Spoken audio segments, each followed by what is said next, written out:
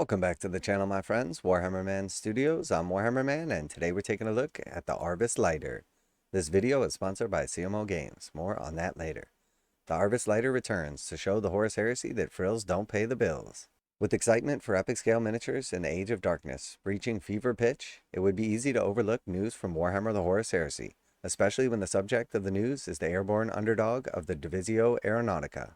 The Arvus Lighter is back. And when the quagmire gets too thick for even the tanks to crawl through, there's nothing else you'll want at your side. This resin legend of the Horus Heresy era will be returning to Forgeworld web store soon, retooled and ready for flight after a long hiatus.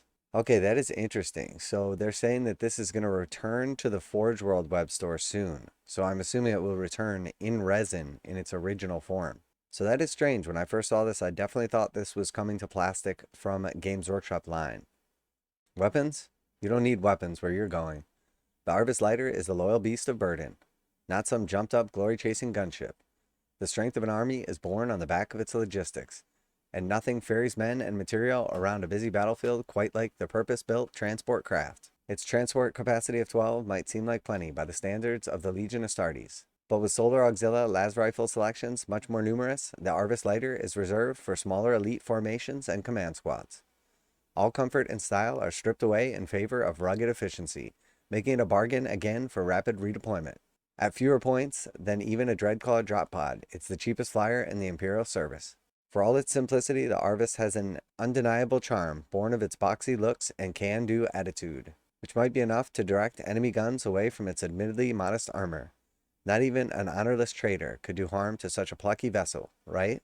Its rules can be found in the Liber Imperium rulebook alongside a wealth of other units from the Solar Auxilia, Legio Custodes, Sisters of Silence, and Officio Assassinorum. Yeah, so very interesting decision on this one. So I'm not sure if something went wrong along the way, or if they just decided to suddenly bring this thing back in resin.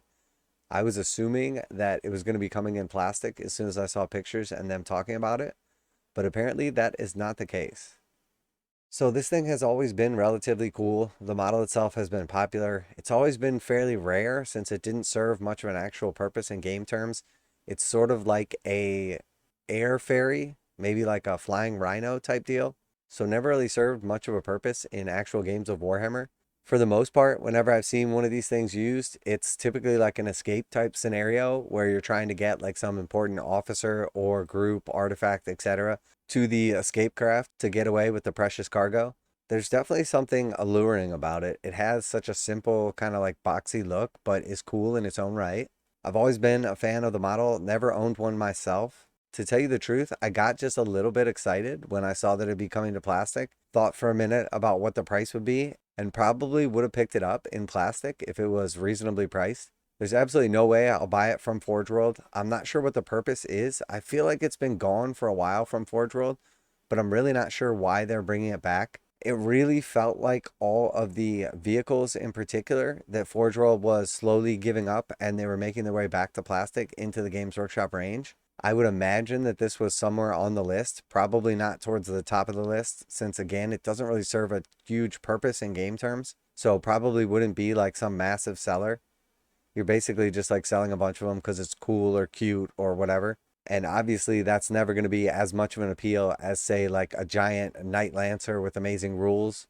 Or if you're leaning in on the cuteness, maybe a crab or a good old fashioned doggo. Just doesn't have the same appeal, but there's something about it. So it is very curious that they would actually just bring this back to Forgeworld in resin. So I don't have any insider information or anything like that, but definitely feels like a scenario where maybe they were redoing it in plastic, something went wrong, and now it's massively delayed.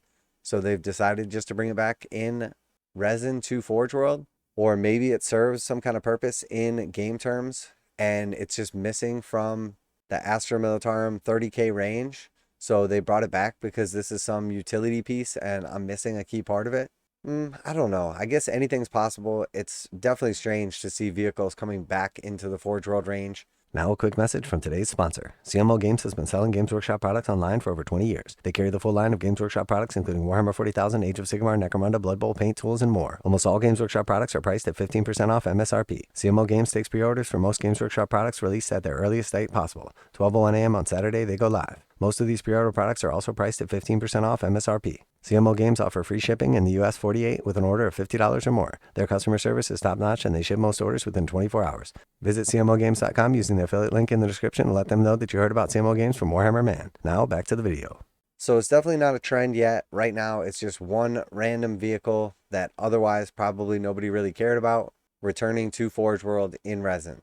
Now, if we start to see this become a trend and we see other things coming back into Forge World resin, we'll know that obviously we missed something along the way or something went wrong, etc. Maybe Games Workshop bit off a little more than they could chew.